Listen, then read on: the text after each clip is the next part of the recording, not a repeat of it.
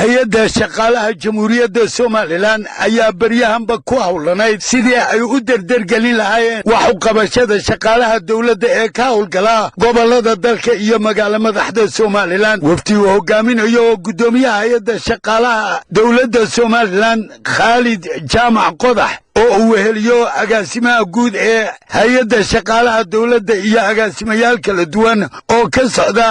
hay-adda shaqaalaha dawladda ayaa kormeer howleed ku yimid gobolkan awdal magaalo madaxdiisa boorama waxaana ujeeddada kormeerkoodu yahay sidii ay uga warheli lahaayeen diiwaangelinta difcaddii saddexaad ee shaqo qaran tababaro la siinayo shaqaalaha dawladda iyo iskuduwayaasha gobolka awdal iyo hagaajinta iyo nadiifinta xogta shaqaalaha gobolkan awdal waxaana ugu horrayntii halkaa ka hadlay guddoomiyaha gobolka awdal maxamed axmed caalin tiimbaro oo soo dhoweynayey mas-uuliyiintaasi kulanka kula jiray ayaa waxa uu sheegay waa saxitaan in laynala wacyigeliyo tababarna layna siiyo in laynala xisaabtamo wixii naga qaldan laynala saxo waxyaabahaanu qaladnayna da in laynaga qabto waxyaabaha naga qaldannayn meel xagaa inoo ka tirsanan inaanu sheegno inoo waxaas haddee jira adduunyaduna waa isla xisaabtankaa waxay ku dhaantaa ma jirto hay-adda shaqaaluhuna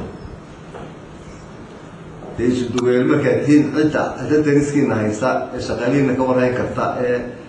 darajadiina ka warhayn karta ee hurdiyo maseexdaha ka hayn karta waa hay-adda shaqaalaha dabagalka iyada iskale dhibaatada laakiin inagana haysataa agaas guddoomiye kusoo dhawaada sidoo kale waxaa isaguna halkaas ka hadlay guddoomiyaha hay-adda shaqaalaha dawladda ee somalilan khaalid jaamac qodax waxaana uu ka warramay ujeeddada kulankooda iyo sidii loo derdergeli lahaa howlaha shaqo ee adeegyada bulshada loo qabto ee gobolkan awdal maanta waxaan idinku nimid safar shaqo daaran in tababaro kolley la siin doono isduwayaasha iyo waaxyaha shaqaalaha gobolka awdal jooga sidoo kalena waxaan idinku nimid in runtii xoog aanu gelino dardargelino isla xisaabtanka ka dhexeeya hay-adda shaqaalaha iyo isduwayaasha sidoo kale inaanu dardargelino oo aanu hubino oo arrimaha ugu waaweyn aan u nimidna ay ka mid tahay nadiifinta xogta shaqaalaha qaranka ee gobolka awdal waxaa loo yaqaano payroll clinic tusaale ahaan laba mashruucoo waaweyn baa waddanka ka socda oo somalilan dawladdeedu ay wado mashruuca dib-u-habeynta shaqaalaha iyo mashruuca dib-u-habeynta maaliyadda labada mashruuc runtii meelo fara badan bay isla jaan qaadeen mashruuca dib-u-habeynta shaqaaluhu wuxuu isticmaalaa nidaamka loo yaqaano diiwaangelinta shaqaalaha qaranka waxaan biometric systemka shaqaalaha indhaha iyo faraha laga qaado ka maaliyadduna wuxuu isticmaalaa nidaamka maaliyadeed oo loo yaqaano ifmaska ama pfmka public financial management oo ifmasku ka hoos dhalanaya inta kale anu nimid waxaa ka mid a shaqo qaran oo difcaddii saddexaad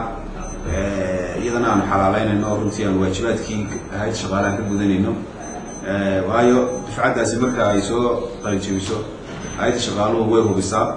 kadib marka hubiso way diiwaangelisaa markay diiwaangelisana waxay u qaybisaa instituushinada hay-adaha dawliga ay u qaybisaa iyadana runtii howlaha anu nimid bay ka mid tahay inaan hubitaankeedii iyo qorshaheedii galno barasaabka mar labaad iyo mar saddexaadba waan mahadnaqayaa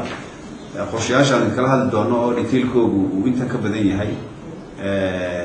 kolley intay duumayno intaasunbaa geli doonta laakiin waa caafi tv-ga qaranka somalilan boorama.